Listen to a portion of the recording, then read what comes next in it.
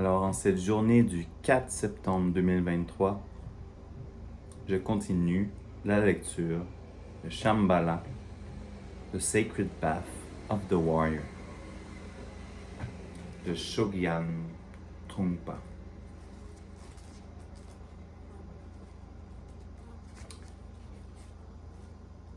Et nous sommes rendus au chapitre 20. Chapter 20, Authentic Presence. So let's start.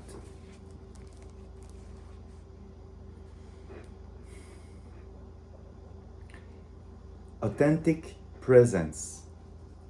At this stage, the warrior's journey is based on resting in the state of warriorship, rather than struggling to take the next step. The warrior experiences a sense of relaxing in his achievement, which is not based on ego-centered concerns, but on resting in unconditional confidence, free from aggression. So the journey becomes like a flower unfolding. It is a natural process of expansion. Achieving the realization of the universal monarch, which we discussed in the last chapter, is the fruition of developing what is called the warrior's authentic presence. In Tibetan, authentic presence is Wangchang, which literally means a field of power. However, since this term refers to a human quality, we have loosely translated it here as authentic presence. The basic idea of authentic presence is that because you achieve some merit or virtue, therefore that virtue begins to be reflected in your being, your presence. So authentic presence is based on cause and effect. The cause of authentic presence is the merit you accumulate, and the effect is the authentic presence itself. There is an outer and ordinary sense of authentic presence that anyone can experience. If a person is modest and decent and exertive, then he will begin to manifest some sense of good and wholesome being to those around him. The inner meaning of authentic presence, however, is connected more specifically to the path of Shambhala warriorship. Inner authentic presence comes not from being a decent, good person in the ordinary sense, but it is connected to the realization of primordial space or egolessness. The cause or the virtue that brings inner authentic presence is emptying out and letting go. You have to be without clinging. Inner authentic presence comes from exchanging yourself with others, from being able to regard other people as yourself generously and without fixation. So the inner merit that brings inner authentic presence is the experience of non-fixed mind. Find a mind without fixation. When you meet a person who has inner authentic presence, you find he has an overwhelming genuineness, which might be somewhat frightening because it is so true and honest and real. You experience a sense of command radiating from the person of inner authentic presence. Although that person might be a garbage collector or a taxi driver, still he or she has an uplifted quality which magnetizes you and commands your attention. This is not just charisma. The person with inner authentic presence has worked on himself and made a thorough and proper journey. He has earned authentic presence by letting go and by giving up personal comfort and fixed mind.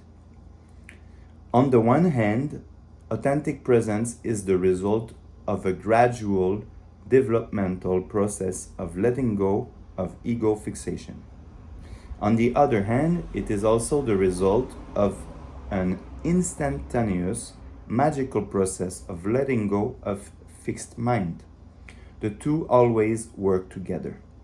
The abrupt and spontaneous process that brings authentic presence is rising wind horse or lungta, which is basically roosing the energy of basic goodness into a wind of delight and power. Although it is beyond the scope of this book to provide actual instruction in the practice of raising wind horse, I hope that you have begun to understand the basic energy of wind horse from our discussion of it. Rising wind horse is a way to cast out depression and doubt on the spot. It is not a form of exorcism, but a cheering up process. That is, so to say, raising wind horse invokes and actualizes the living aspect of fearlessness and bravery.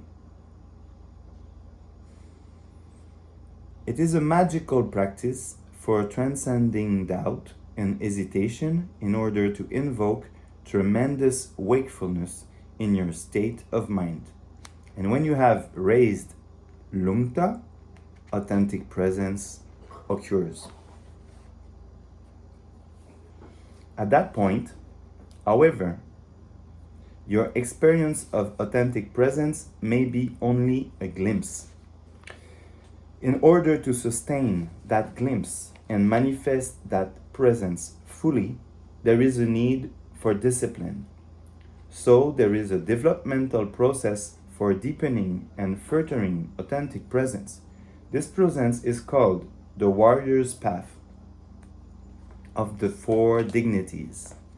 This path is connected with how to incorporate more and more space into your world so that ultimately you can achieve the realization of the universal monarch.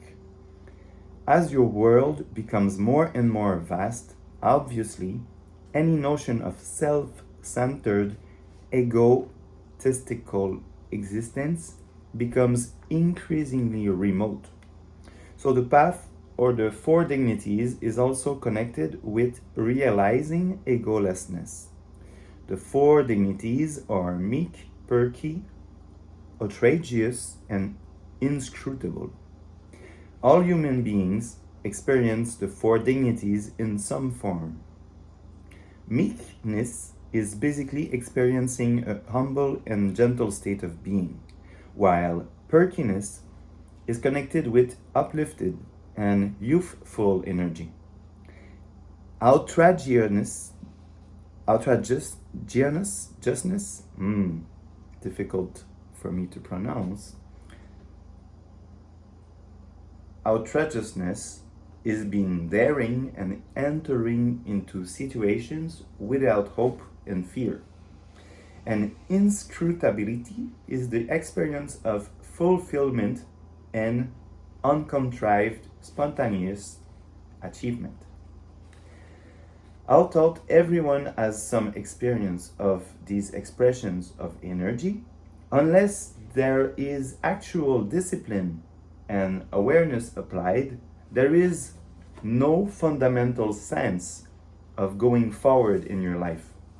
And the four dignities are buried as part of your habitual pattern rather than becoming a path towards egolessness.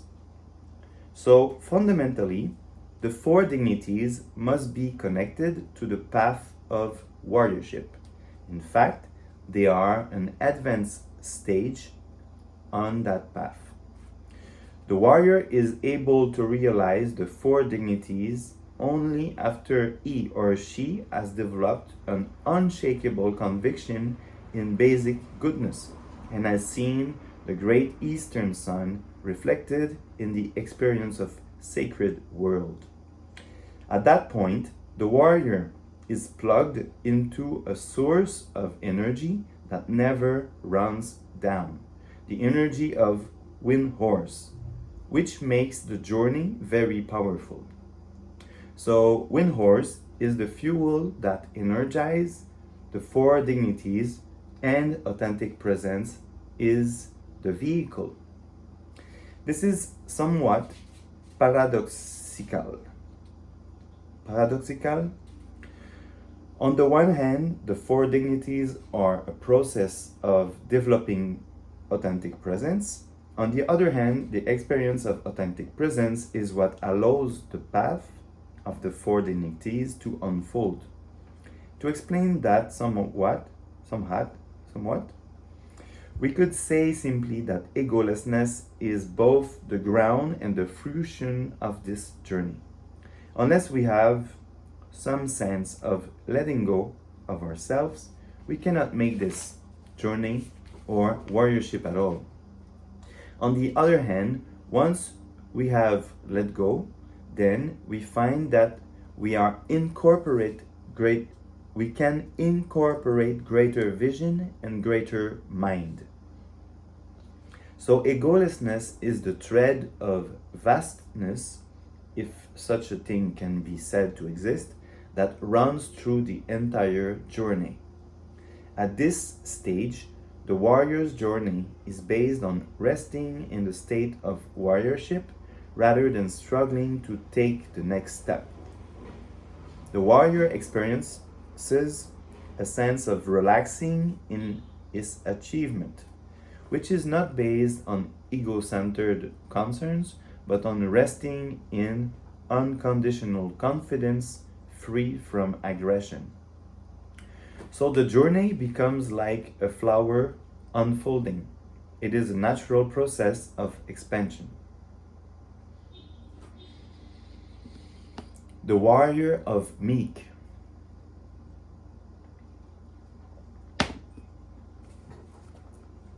Meekness is the first dignity. Meek here does not mean being feeble. It just means resting in a state of simplicity, being uncomplicated and at the same time approachable. Whether others are hostile or friendly, the warrior of meeks extends a sense of kindness to himself and mercy to others. Altogether, your mind is not filled with ordinary preoccupations, and you are never seduced by trivial situations. This is because your awareness allows you to refrain from activities that dim the vision of the great eastern sun. Therefore, you always remain meek and well disciplined. The principle of meekness has 3 stages. The first is that because the warrior is modest, his mind is never bloated by poisonous arrogance. Modesty does not mean thinking of yourself as tiny or small. Modesty here means feeling true and genuine. Therefore, the warrior feels self-contained, with no need for external reference points to confirm him. Part of modesty is an underlying brilliance, being self-contained but shining out. The warrior's awareness shines out with tremendous inquisitiveness, a keen interest in everything around him. You begin to see things as natural messages, rather than a reference points for your existence. The difference between ordinary inquisitiveness and that of the warrior's path of meek is that the warrior's awareness is always joined with discipline. Therefore, you don't miss anything, you see every detail. Such disciplined awareness is clearing the ground in such a way that the universe begins to become part of your vision. The second stage of meekness is the expression of unconditional confidence. The analogy for meekness is a tiger in its prime who moves slowly but heedfully through the jungle. In this case, the tiger is not searching for prey. He is not stalking in the jungle, hoping to pounce on other animals. Rather, the image of the tiger expresses a combination of self-satisfaction and modesty. The tiger walks slowly through the jungle with mindfulness, but because the tiger likes his body and his bounciness and sense of rhythm, he is relaxed. From the tip of his nose to the tip of his tail, there are no problems. His movements are like waves. He swims through the jungle, so his watchfulness is accompanied by relaxation and confidence. This is the analogy of the warrior's confidence.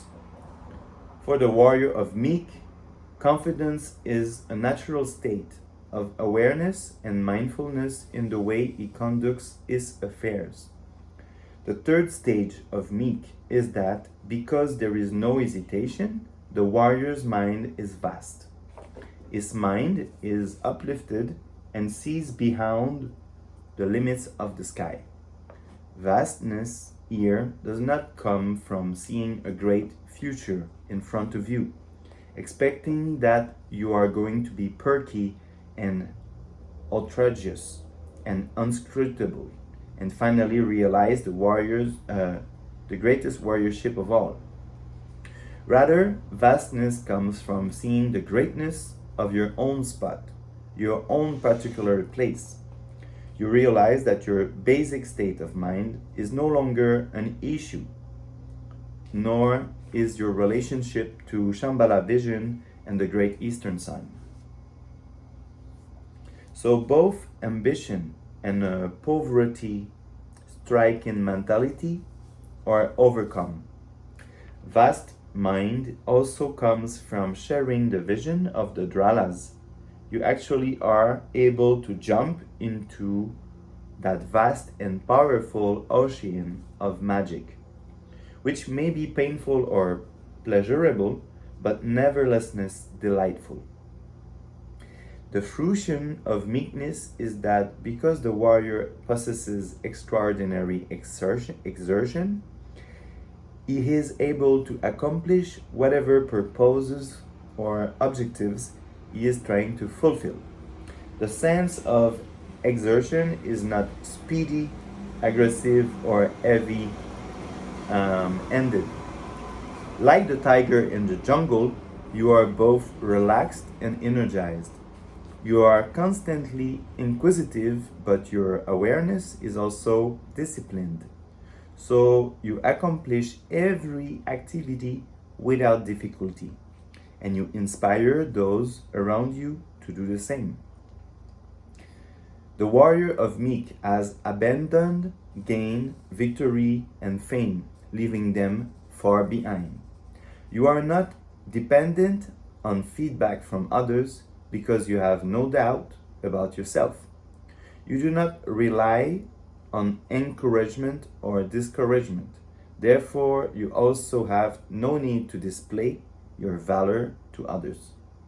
Self-respect is a very rare occurrence in the ordinary setting sun world. But when you raise your wind horse, you feel good and trust yourself. Therefore, because you respect yourself, you do not have to depend on gain and victory. And because you trust yourself, it is unnecessary to be fearful of others. So the warrior of meek does not need to deviously trick others. Therefore, his dignity is never diminished. So meekness provides vast vision and confidence. The four dignities begin from this humble and dutiful but vast vision, which at the same time sees the details with a sense of meticulousness. The beginning of the journey is the natural sense of fulfillment that doesn't need to beg from others.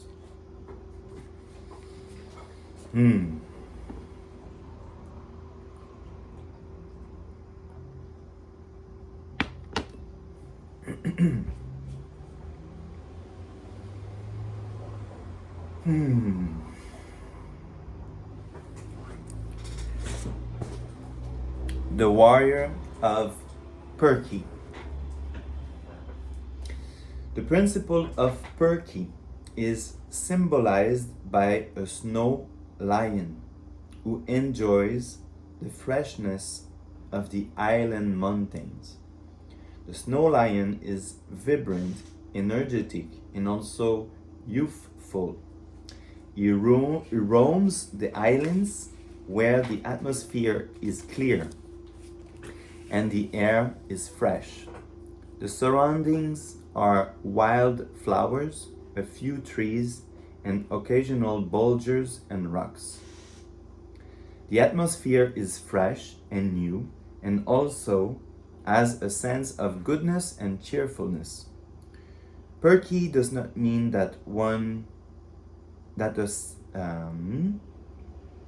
Perky does not mean that one is perked up by temporary situations, but it refers to unconditional cheerfulness, which comes from ongoing discipline.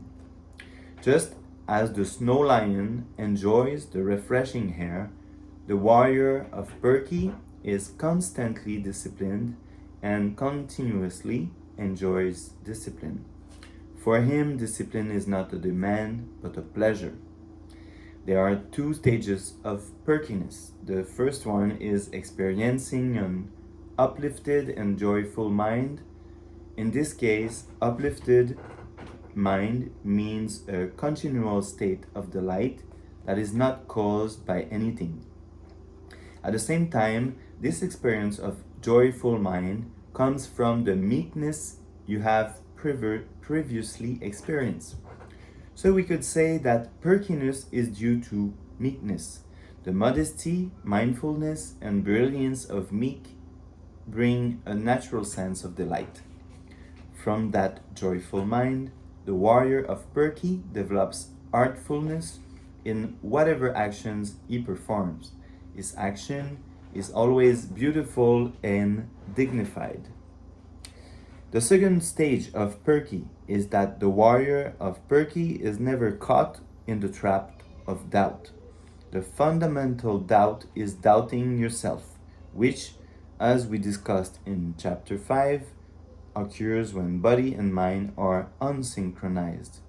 This doubt can manifest as anxiety or jealousy or arrogance, or in its extreme form as slandering others because you doubt your own confidence. The warrior of Perky rests in the state of trust that comes from meekness. Therefore, he has no doubt, and because of that, he never enters what are known as the lower realms. The lower realms refer to the living purely for the sake of survival. There are different aspects of the lower realms. One is living purely out of animal instinct, as thought your whole survival were based on killing others and eating them up. The second aspect is that you are striking with a poverty mentality. You experience constant hunger and fear of losing your life. The third possibility is experiencing a constant state of turmoil and living in a world of paranoia, where you torment yourself.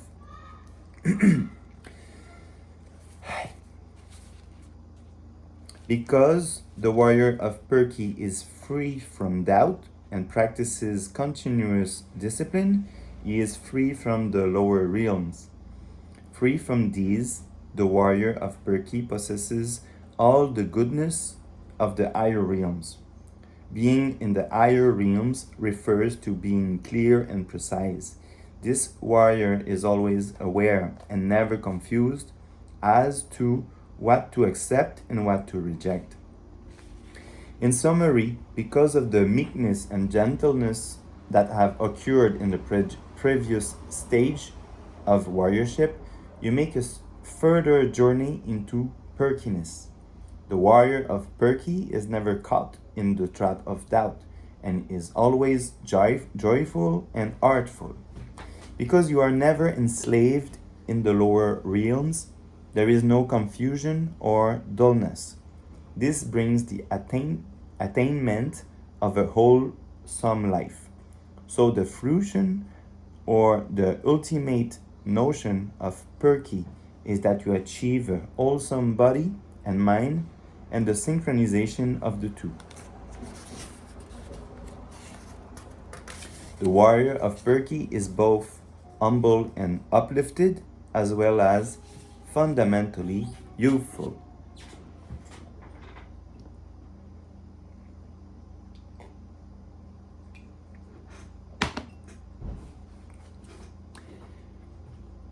The warrior of outrageous. Outrageousness does not mean being unreasonable or, for that matter, wild. Outrageousness here refers to possessing the strength and power of warriorship. Outrageousness is based on the achievement of fearlessness, which means going completely beyond fear. In order to overcome fear, it is also necessary to overcome hope. When you hope for something in your life, if it doesn't happen, you are disappointed or upset. If it does happen, then you become elated and excited. You are constantly riding a roller coaster up and down. Because he has never encountered any doubt about himself at all, therefore the warrior of outrageous has nothing to hope for and nothing to fear. So it is said that the warrior of outrageous is never caught in an ambush of hope, and therefore fearlessness is achieved. Outrageousness is symbolized by the Garuda, a legendary Tibetan bird who is traditionally referred to as the king of birds. The Garuda hatches full grown from its egg and soars into outer space, expanding and stretching its wings beyond any limits. Likewise, having overcome hope and fear, the warrior of outrageous develops a sense of great freedom. So the state of mind of outrageous is very vast. Your mind fathoms the whole of space. You go beyond any possibilities of holding back at all. You just go and go and go, completely expanding yourself. And like the Garuda king, the warrior of outrageous finds nothing to obstruct his vast mind. Because there is no obstruction, the warrior of outrageous has no intention of measuring the space. You have no anxiety about how far you can go and how much you should contain yourself. You have completely abandoned those reference points for measuring your progress. So you experience tremendous relaxation. Outrageousness is that vast mind which has gone beyond the beyond. The analogy for this is a good self-existing sword. Desire to sharpen it will make it dull.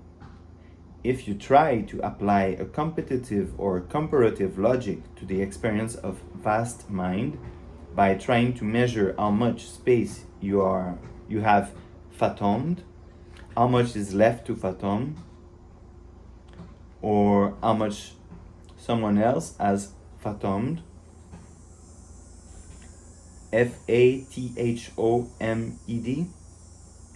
You are just dulling your sword.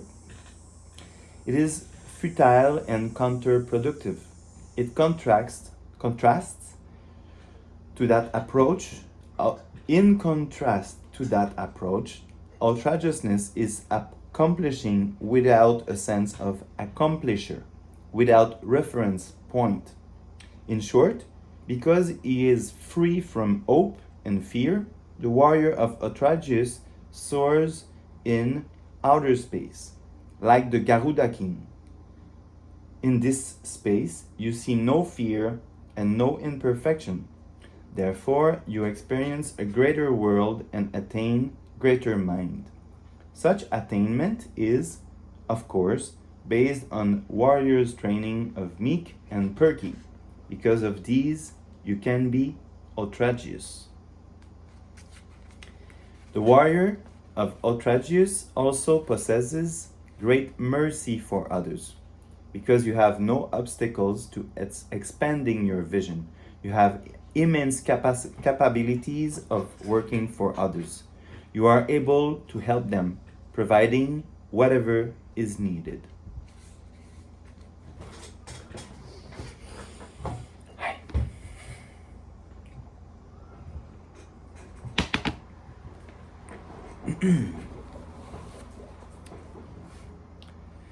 The warrior of inscrutable.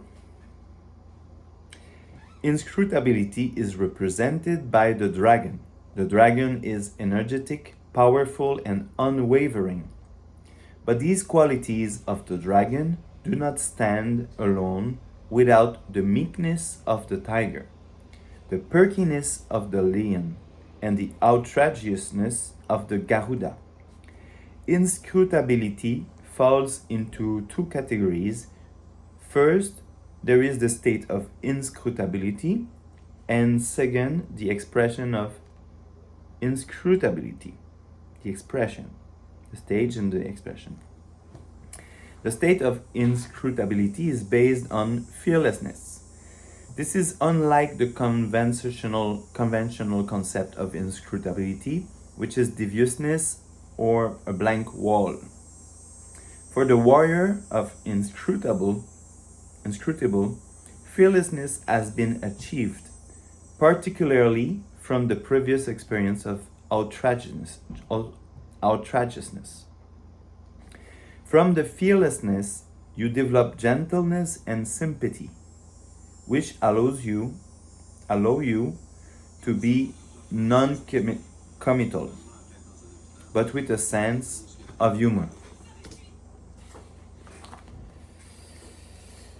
In this case, we are talking about a state of being, just like the state of being of the dragon who enjoys resting in the sky amongst the clouds and the wind. However, the state is not static. Just as a solid oak tree is swayed by the wind, so a sense of humor makes a person playful. Because of this playfulness and humor, there is no room for depression. The state of inscrutability is therefore joyous and methodical.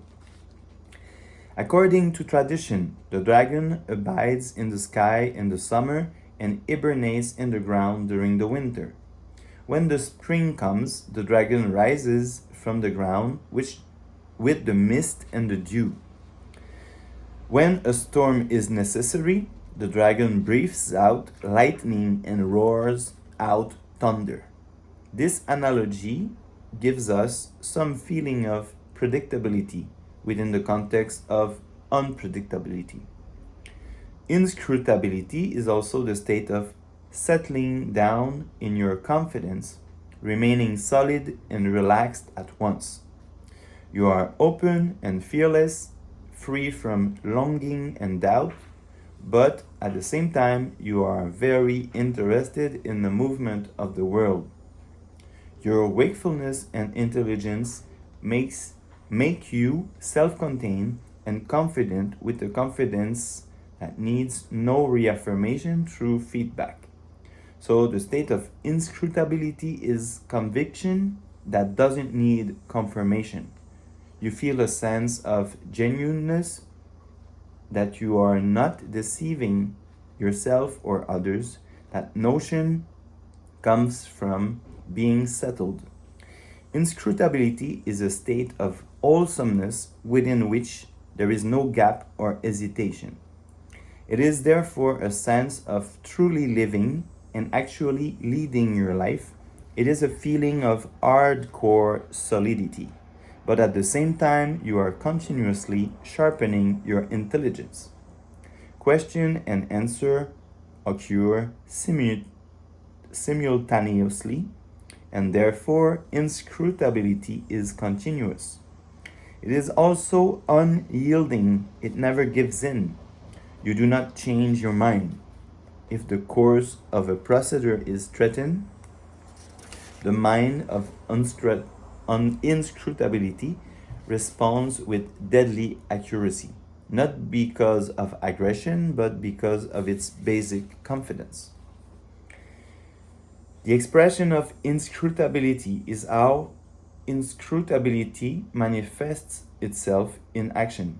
The main point is being somewhat non-committal, but at the same time seeing a project through to its end.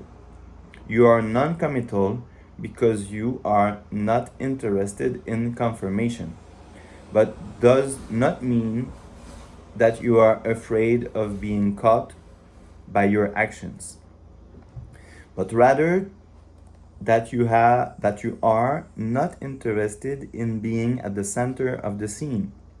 However, at the same time, you are very loyal to others, so that you always accomplish your project with sympathy for them. The manifestation of inscrutability is methodical and elegant. The way of exercising inscrutability is that you don't spell out the truth. You imply the truth with wakeful delight in your accomplishment. What is wrong with spelling out the truth? When you spell out the truth, it loses its essence and becomes either my truth or your truth. It becomes an end in itself. When you spell out the truth, you are spending your capital while no one gets any profit. It becomes undignified, a giveaway. By implying the truth doesn't become anyone's property. When the dragon wants a rainstorm, it causes thunder and lightning. That brings the rain. Truth is generated from its environment. In that way, it becomes a powerful reality. From this point of view, studying the imprint of the truth is more important than the truth itself. The truth doesn't need a handle. The vision of inscrutability is to create an orderly and powerful world full of gentle energy.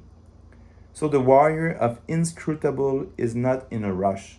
You begin at the beginning. First, you look for the ignition, then cultivating that beginning, you find a sympathetic environment in which to start the action. By not jumping to conclusions, you discover both positive and negative conditions. Then you find further starting points. By not holding on to what you have, but by generating more sympathetic environments, you playfully proceed to the next step. That provides refreshment. You are not suffocated by the course of action you are taking. The warrior never becomes a slave of his own deed. So the action of inscrutability is to create an environment which contains fearlessness, warmth, and genuineness. If there is no appreciation of or interest in the world, it is difficult to accomplish inscrutability. Fearfulness and cowardice bring depression. Not having a sense of delight brings no room to be inscrutable. Authentic presence brings meekness, perkiness, outrageousness, and ultimately achieves inscrutability. Naturally, the apprentice warrior must go through training, starting with the right attitude to life, which is not necessarily seeing the world as an amusement park, but nonetheless experiencing delight and leading your life elegantly. Pain and depression, as well as pleasure, may be source materials for study. A sense of wholesomeness makes life worth living. A sense of genuineness brings confidence. The experience of inscrutability is not a calculating one. It is not learning a new trick, nor it is mimicking someone else. When you are at ease, you find a state of true, healthy mind. The cultivation of inscrutability is to learn to be. It has been said that everyone possesses the potentiality to be confident. When we speak of confidence, here we refer to enlightened confidence, not to confidence in something, but just to be confident, just to being confident. This confidence is unconditional. Inscrutability is a spark that is free from any analytical sham.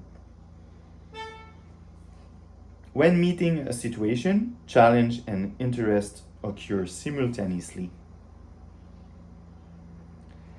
When meeting a situation, challenge and interest occur simultaneously.